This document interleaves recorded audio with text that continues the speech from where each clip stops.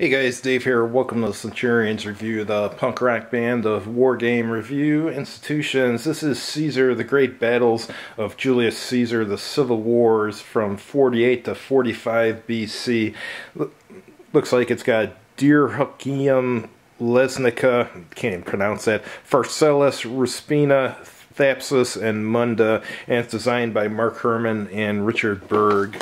Iacta alia est. 49 BC, Rome is in turmoil. Armed mobs rule the streets. The first triumvirate overseers of the last day of the Roman Republic has disintegrated. The Senate and the people have two options. On the one hand is the overwhelming ego, ambition, but a limited military vision of Gnaeus Pompeius Magnus, who is Pompey the Great.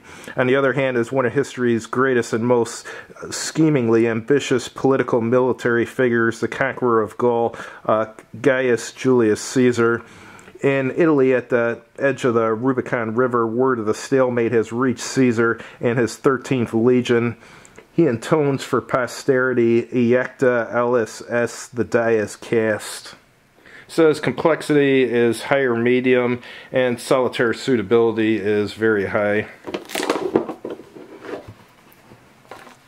Alright, inside we got some handy dandy plastic bags to hold the counters, 10-sided dice. Looks like we got a bunch of maps here. They're two-sided maps. Here's a Pharsalus map. Most of these ancient maps that depict battles are going to be pretty sparse on terrain because they tended to, well, they always pick the, or nearly always pick the battles in clear terrain, flat ground. Here is Munda.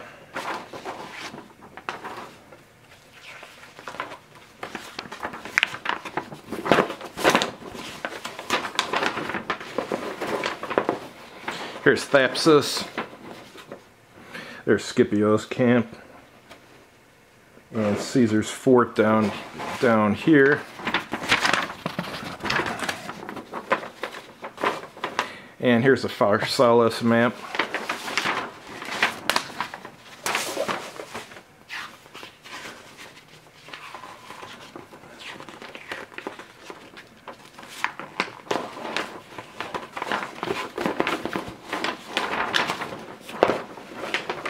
Here's the map of that place I can't pronounce.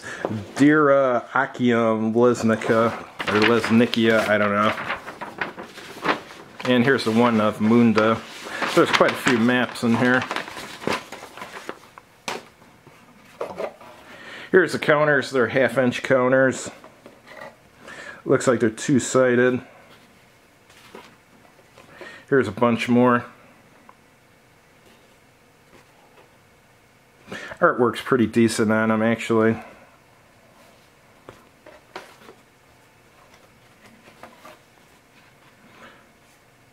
More counters. This is Pompey's auxiliaries. Here's one of Caesar's counter sheets. And more baggies. Let's go through the player aid. Player aid has a turn, record track, movement, cost chart, cohesion, hitting TQ chart, not sure what TQ is. There's a fortifications effects chart, rally table, stacking chart, and cavalry pursuit table. And goes over leader, casualties, abbreviated sequence of play, line command eligibility chart, and summary of orders and line commands, and the die roll of doom. And shock combat results, missile range and results chart, clash of swords chart, and shock superiority chart. Take a look through the rulebook now. Starts out going over what the different values mean on the counters. Let's look for the sequence of play. Here's a sequence of play. There's an auxiliary phase, a leader activation phase, and an orders phase. And then a shock combat segment. You know, this is a Richard Berg game if it uses the word, term shock combat in it. He's the only author that I know of that uses that term. Alright, momentum phase or return to B, a camp movement phase, and route and reload phase. Now it's going into leader rules. hierarchical command system.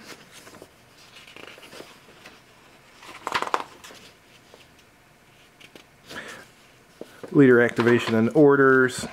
And apparently there's something called a trump option, whatever that is.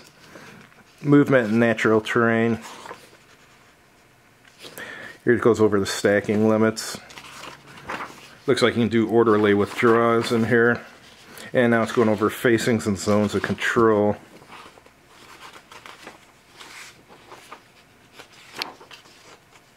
It's got war elephant rules, that's cool.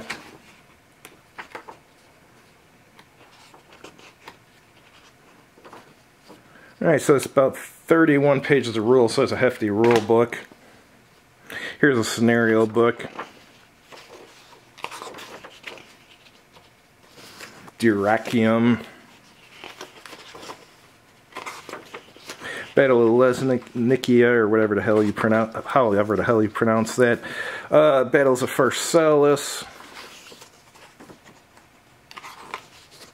Battle of Ruspina.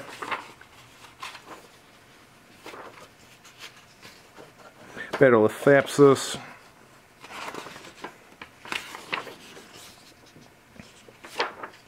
And Battle of Munda.